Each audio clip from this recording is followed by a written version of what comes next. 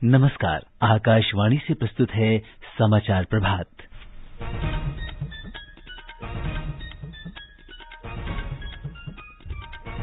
प्रधानमंत्री नरेंद्र मोदी आज असम के शोणितपुर जिले में 2 अस्पतालों की आधारशिला रखेंगे और असोम माला सड़क परियोजना की शुरुआत करेंगे। प्रधानमंत्री पश्चिम बंगाल के हल्दिया में तेल, गैस और सड़क क्षेत्र में कुछ महत्वपूर्ण ढांचागत परियोजनाएं आरंभ करेंगे। केंद्र ने राज्यों और केंद्र शासित प्रदेशों से कोविड टीकाकरण में तेजी लाने को कहा। एनआईए अदालत ने जम्मू कश्मीर में धन शोधन मामले में लश्कर-ए-तैयबा के सरगना हाफिज सईद और अन्य के नाम गैर जमानती वारंट जारी किए। हिमाचल प्रदेश शीतलहर की चपेट में, प्रमुख पर्यटन स्थलों का तापमान 0 से नीचे पहुंचा और क्रिकेट में चेन्नई टेस्ट मैच में आज इंग्लैंड पहली पारी में 8 विकेट पर 555 रन से आगे खेलेगा।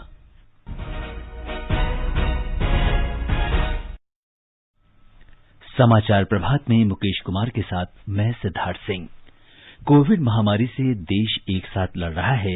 आप भी हमारे साथ सुरक्षा और बचाव के 3 आसान उपायों का संकल्प लें। मास्क पहनें, 2 गज की सुरक्षित दूरी बनाए रखें, हाथ और मुंह साफ रखें। और अब समाचार विस्तार से। प्रधानमंत्री नरेंद्र मोदी आज असम में शोणितपुर जिले के ढेकियाजुली में कई विकास परियोजनाओं की आधारशिला रखेंगे। मुख्यमंत्री सर्बानंद सोनोवाल और उनके कई मंत्रिमंडलीय सहयोगी इस कार्यक्रम में भाग लेंगे। हमारे संवाददाता ने बताया है कि इस अवसर पर श्री मोदी एक जनसभा को भी संबोधित करेंगे।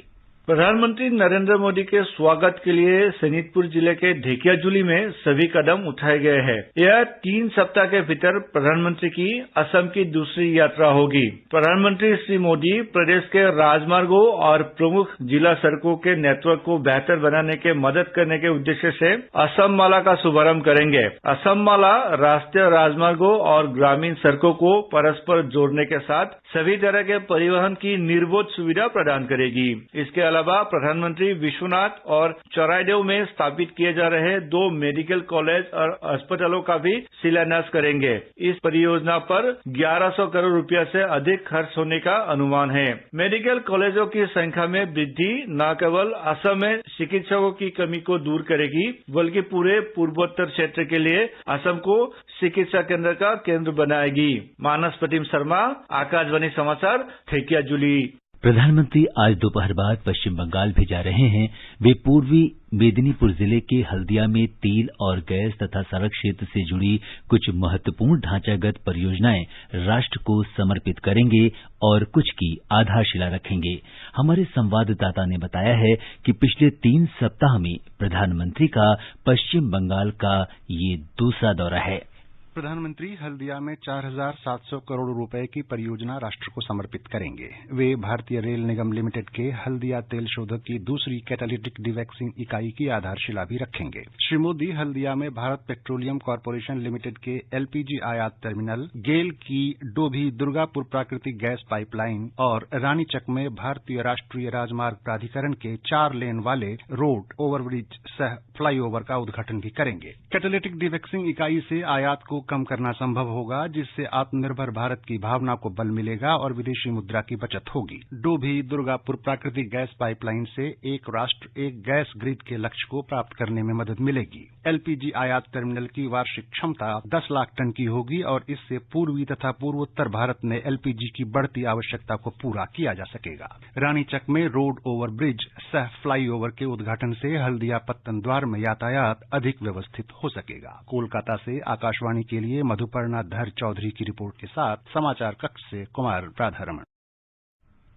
भारतीय जनता पार्टी के राष्ट्रीय अध्यक्ष जगत प्रकाश नड्डा ने आरोप लगाया है कि ममता बनर्जी के नेतृत्व वाली राज्य सरकार ने बंगाल के लोगों को केंद्रीय योजनाओं के लाभ से वंचित रखा और उनसे किए गए वादों को निभाने में विफल रही है।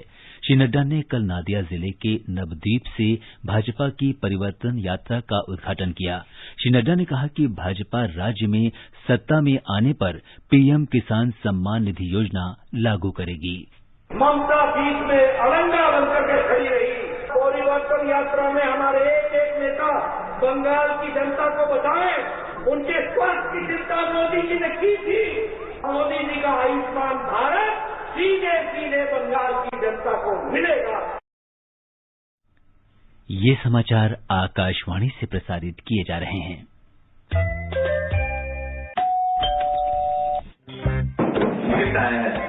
अरे वाह, लेजेंड की बैट, इससे तो मैं खेलूंगा। फ्यूचर बैटिंग लेजेंड मैं हूँ। इसमें जिसका नाम लिखा है बैट उसी को मिलेगी। अरे यार, देखा, अगर इस पे मेरा नाम नहीं लिखा होता तो कितनी दिक्कत हो जाती। इसलिए आरबीआई कहता है बैंक अकाउंट हो या बैंक लॉकर, उसमें नॉमिनी का नाम जरूर दर्ज करें ताकि आपकी जमा पूंजी उसी को मिले जिसे आपने नामित किया है। आरबीआई कहता है जानकार बनिए, सतर्क रहिए। अधिक जानकारी के लिए 14440 पर मिस्ड कॉल दें। भारतीय रिजर्व बैंक द्वारा जनहित में जारी। खुजली झटपट दूर करे, जालिम लोशन, वही नाम वही काम, कुछ भी नहीं बदला। चर्म रोगों का दुश्मन जालिम लोशन। समाचार प्रभात में आपका फिर स्वागत है। केंद्र ने राज्यों और केंद्र शासित प्रदेशों से कोरोना टीकाकरण की गति तेज करने को कहा है। राज्यों के स्वास्थ्य मंत्रियों और राष्ट्रीय स्वास्थ्य मिशन के प्रबंध निदेशकों के साथ चर्चा के दौरान स्वास्थ्य सचिव राजेश भूषण ने कहा कि टीकाकरण का दायरा बढ़ाने की आवश्यकता है। उन्होंने कहा कि प्रत्येक सत्र में टीका लेने वालों की औसत संख्या बढ़ाई जानी चाहिए। श्री भूषण ने राज्यों के स्वास्थ्य सचिवों से कहा कि वे टीकाकरण की दैनिक गति का विश्लेषण करें और इस गति को बढ़ाने के लिए जरूरी कदम उठाएं। राज्यों को सलाह दी गई कि वे कोविन प्लेटफॉर्म पर पंजीकृत सभी लोगों का टीकाकरण सुनिश्चित करें। राज्यों को ये लक्ष्य प्राप्त करने के लिए कार्यनीति तैयार करने और यथासंभव अन्य स्वास्थ्य केंद्रों में भी टीकाकरण सत्र आयोजित करने को कहा गया है। अब तक 12 राज्यों में 60% स्वास्थ्य कर्मियों को टीके लगाए जा चुके हैं।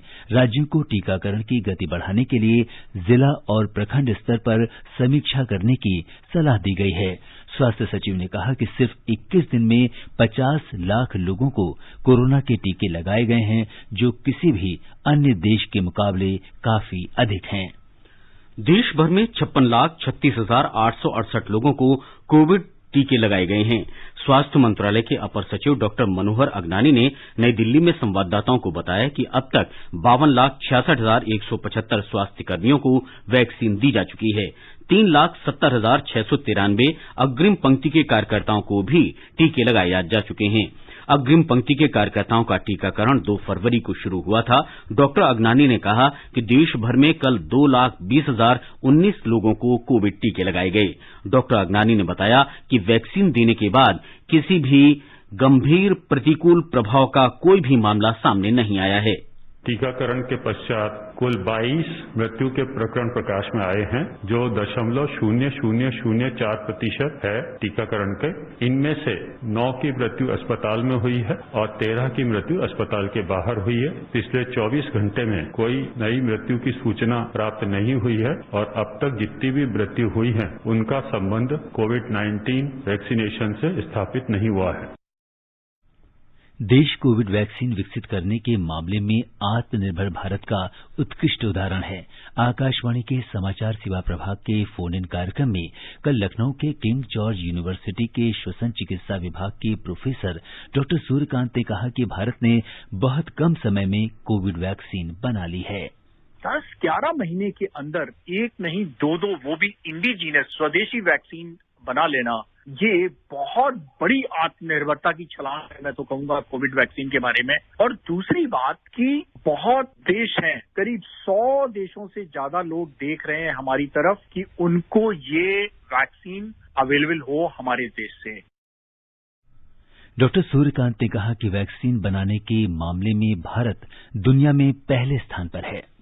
सबसे ज्यादा वैक्सीन प्रोडक्शन अगर कहीं होता है तो भारत देश में होता है। दुनिया भर की 60% वैक्सीन की जो प्रोडक्शन है वो हमारे इंडिया में होती है। दूसरी बात मैं बता दूं कि भारत के पास सबसे बड़ा अनुभव है चाइल्डहुड इम्यूनाइजेशन प्रोग्राम का। दुनिया में कोई भी देश ऐसा नहीं है जिसके पास इतनी बड़ी संख्या में बच्चों को टीकाकरण प्रोग्राम किया जाता है। और तीसरी बात मैं आपको बता दूं कि दुनिया के टॉप 3 कंट्रीज में हम शामिल हो गए हैं जिन्होंने कोविड के खिलाफ एक नहीं बल्कि 2 वैक्सीन निर्माण की है। बिहार में कोरोना टीकाकरण के पहले चरण में अब तक 3,69,9 979 स्वास्थ्य कर्मियों को टीके लगाए गए हैं। दूसरे चरण के पहले दिन कल 8,507 अग्रणी कार्यकर्ताओं को टीके लगाए गए। राज्य में टीके के दुष्प्रभाव का कोई भी मामला सामने नहीं आया है। इस बीच राज्य में कोविड से स्वस्थ होने की दर बढ़कर 99.08% हो गई है। ये दर राष्ट्रीय औसत से 1.89% ज्यादा है। प्रदेश में अब तक 2,58,841 रोगी स्वस्थ हो चुके हैं। कोरोना के मामलों में लगातार कमी आ रही है और इस समय केवल 879 लोगों का अस्पतालों में इलाज चल रहा है। राज्य के 16 जिलों में कोरोना के किसी पॉजिटिव मामले की खबर नहीं है। प्रदेश में अब तक 2 करोड़ 14 लाख से ज्यादा नमूनों की कोरोना जांच की जा चुकी है। गुजरात में कल 252 लोगों में कोविड संक्रमण की पुष्टि हुई। कोरोना से स्वस्थ होने की दर 97.38% हो गई है। हमारे संवाददाता ने बताया है कि कल राज्य में 50,000 से अधिक लोगों को टीके लगाए गए। गुजरात में कल 1,207 टीकाकरण केंद्रों द्वारा 51,362 लोगों को कोविड-19 के खिलाफ टीके लगाए गए। इसके साथ ही राज्य में अब तक कुल 5,41,554 लोगों को टीके लगाए जा चुके हैं। इस बीच राज्य में अब तक कुल 5,41,554 मरीज कोविड-19 संक्रमण से ठीक हो चुके हैं। इनमें से 401 मरीज पिछले 24 घंटे में ठीक हुए। राज्य में अब 2,491 सक्रिय मामले हैं, जिसमें से 26 मरीजों को वेंटिलेटर पर रखा गया है। कल सबसे अधिक 81 नए मामले वडोदरा में दर्ज हुए, जबकि अहमदाबाद में 41 नए मामले सामने आए। योगेश पंड्या, आकाशवाणी समाचार, अहमदाबाद। ओडिशा में कल 22,000 से अधिक अग्रणी कार्यकर्ताओं को टीके लगाए गए।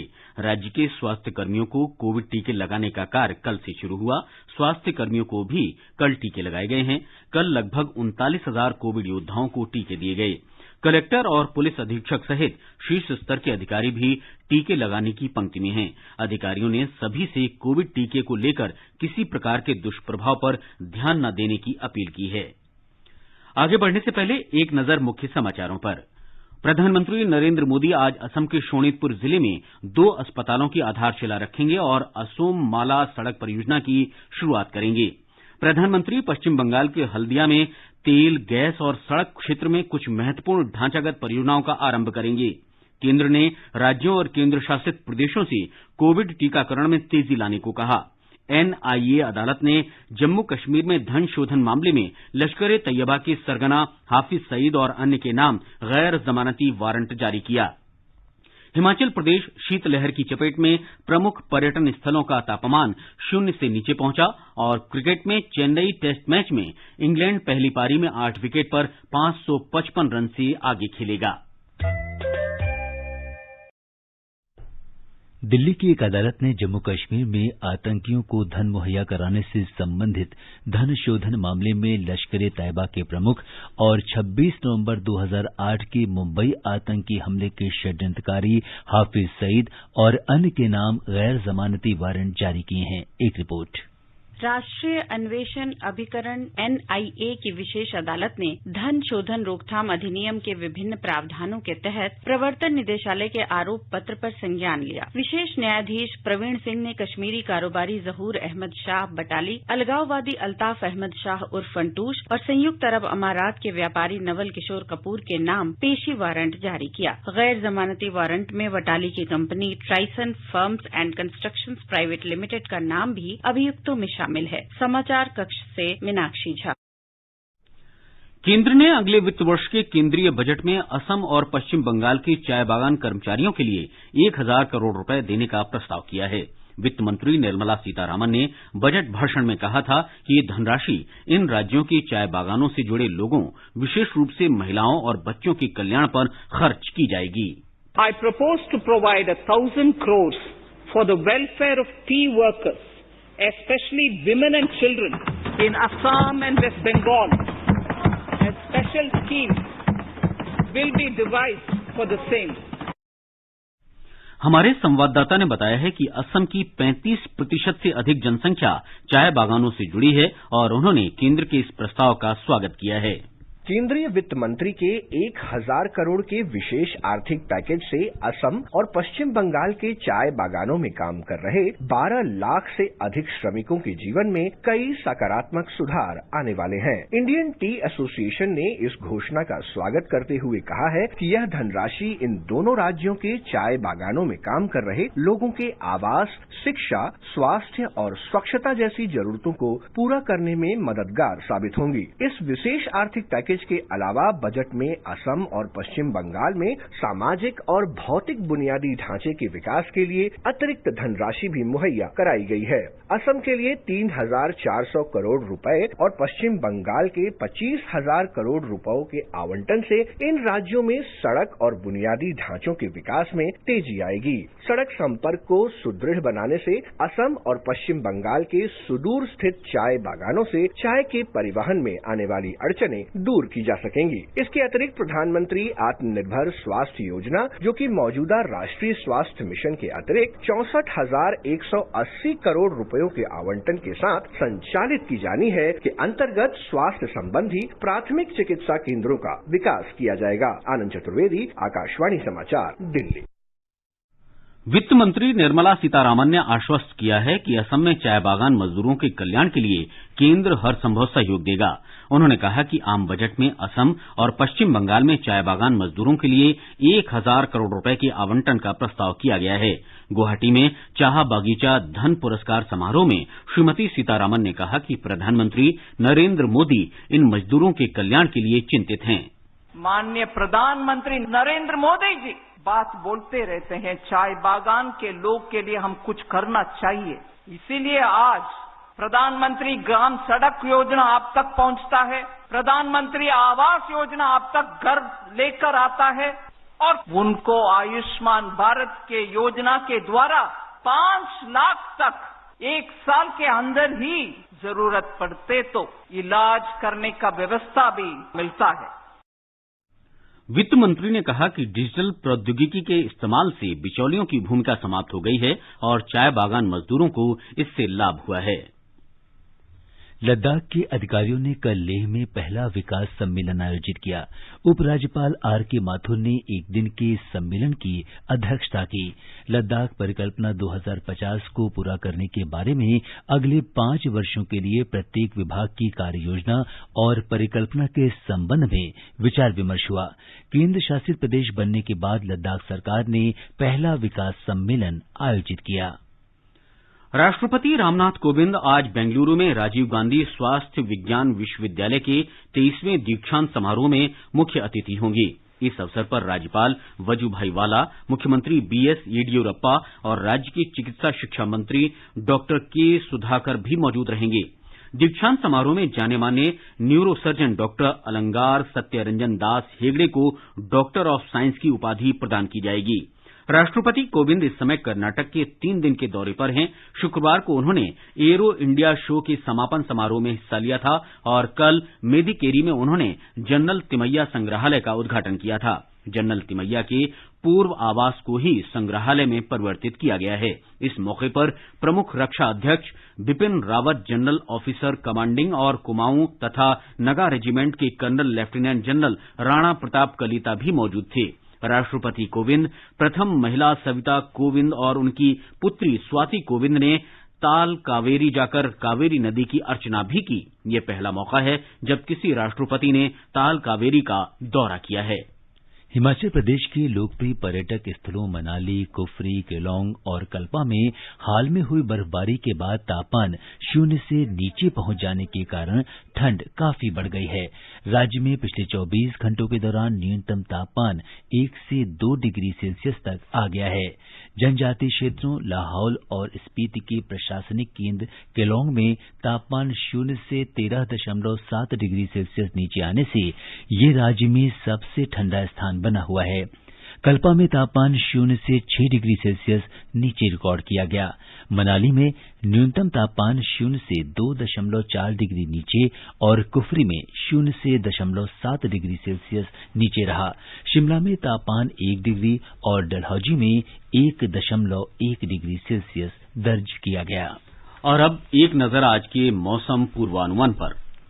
राष्ट्रीय राजधानी दिल्ली में हल्का कोहरा छाया रह सकता है। तापमान 8 और 24 डिग्री सेल्सियस के बीच रहेगा। मुंबई में आमतौर पर आसमान साफ रहेगा। न्यूनतम तापमान 15 और अधिकतम 30 डिग्री सेल्सियस के आसपास रहने की संभावना है। चेन्नई में सुबह धुंध छाई रही, बाद में शहर में बादल छाने की संभावना है। तापमान 21 और 31 डिग्री सेल्सियस के बीच रहने का अनुमान है। कोलकाता में आंशिक रूप से बादल छाए रहने के आसार हैं। तापमान 14 से 26 डिग्री के बीच रहेगा। श्रीनगर में सामान्यतः आसमान साफ रहेगा। शाम या रात को कहीं कहीं बादल छाए रह सकते हैं। न्यूनतम तापमान 0 और अधिकतम 10 डिग्री सेल्सियस रहने की संभावना है। जम्मू में सुबह आसमान साफ था और शाम को आंशिक रूप से बादल छाए रह सकते हैं। तापमान 6 से 21 डिग्री सेल्सियस के आसपास बना रह सकता है। लेह में आंशिक तौर पर बादल छाए रहेंगे। न्यूनतम तापमान 0 से 12 डिग्री सेल्सियस कम और अधिकतम 2 डिग्री सेल्सियस रहने के आसार हैं। गिलगित में आमतौर पर आसमान साफ रहेगा। न्यूनतम तापमान 0 से 4 डिग्री नीचे और अधिकतम 16 डिग्री सेल्सियस रहने का अनुमान है। मुजफ्फराबाद में भी आमतौर पर आसमान साफ रहेगा। शाम या रात को कुछ जगहों पर बादल छाए रह सकते हैं। तापमान 5 से 18 डिग्री सेल्सियस के आसपास रहेगा। गुवाहाटी में आसमान साफ रहेगा। न्यूनतम तापमान 14 और अधिकतम 26 डिग्री सेल्सियस रहने की संभावना है।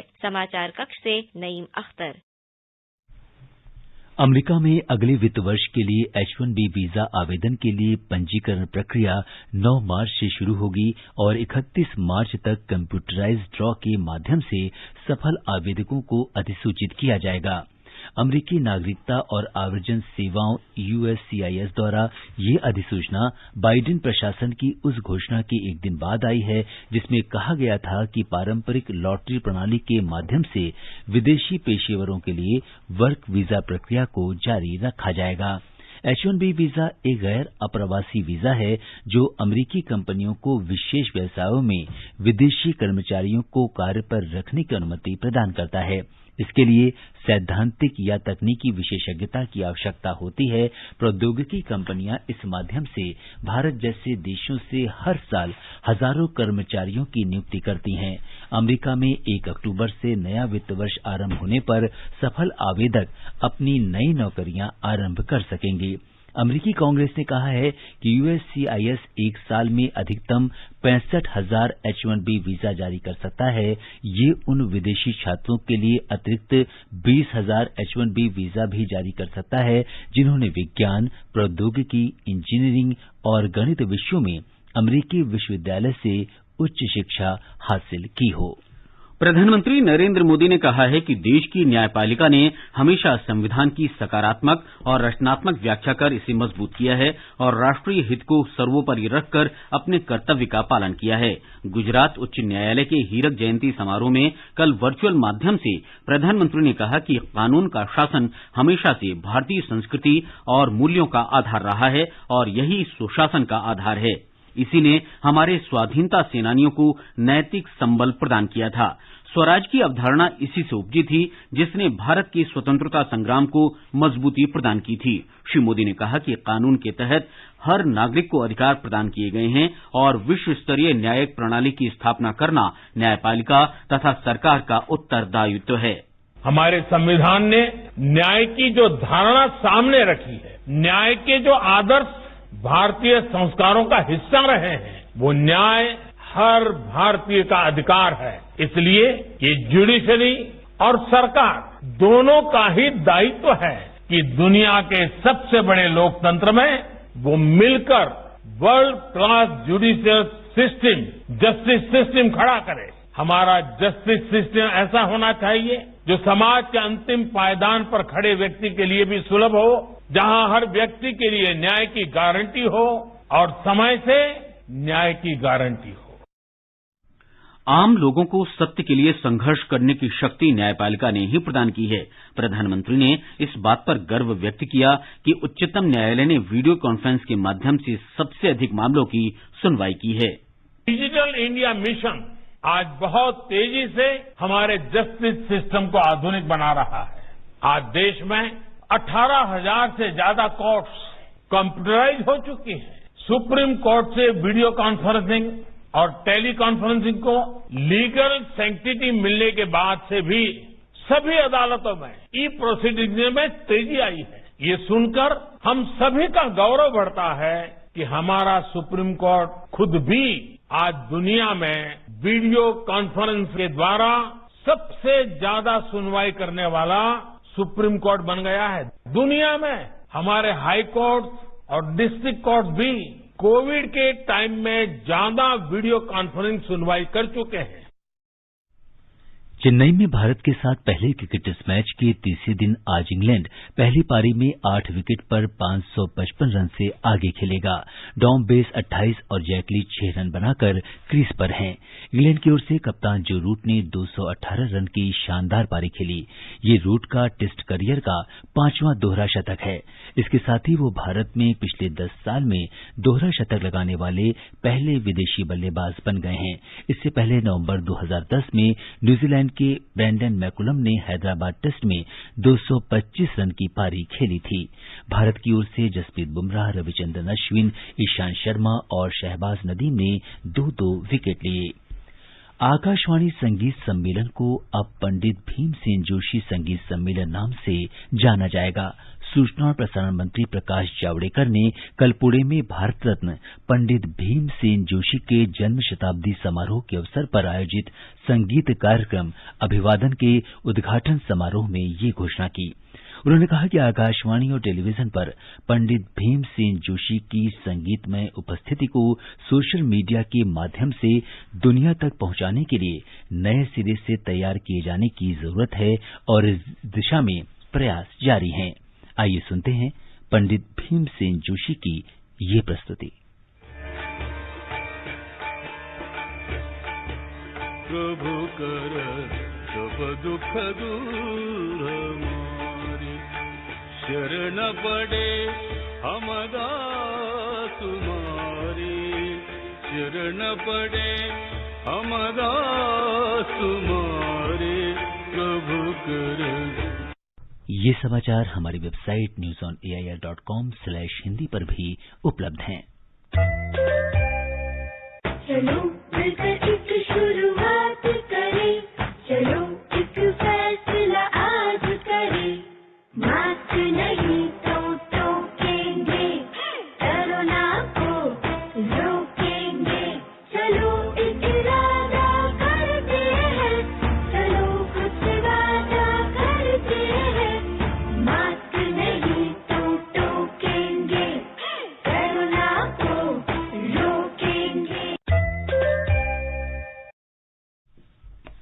और मुकेश, अब बताएं कि आज के समाचार पत्रों में क्या विशेष है। जी हां सिद्धार्थ, प्रधानमंत्री नरेंद्र मोदी के गुजरात उच्च न्यायालय के हीरक जयंती समारोह के संबोधन को लगभग सभी अखबारों ने अपनी सुर्खी बनाया है। जनसत्ता लिखता है, लोगों के अधिकारों की रक्षा का कर्तव्य निभाया न्यायपालिका ने। पंजाब केसरी के शब्द हैं, समय से इंसाफ की गारंटी मिलना ही चाहिए। पत्र लिखता है, उच्चतम न्यायालय ने कोरोना वायरस वैश्विक महामारी के दौरान वीडियो कॉन्फ्रेंस के माध्यम से दुनिया में सर्वाधिक संख्या में सुनवाई की। नवभारत टाइम्स की सुर्खी है, न्यायपालिका ने आम लोगों को सच के लिए खड़े होने की ताकत दी। प्रधानमंत्री नरेंद्र मोदी के आज असम और पश्चिम बंगाल के दौरे को हरी भूमि ने सुर्खी दी है।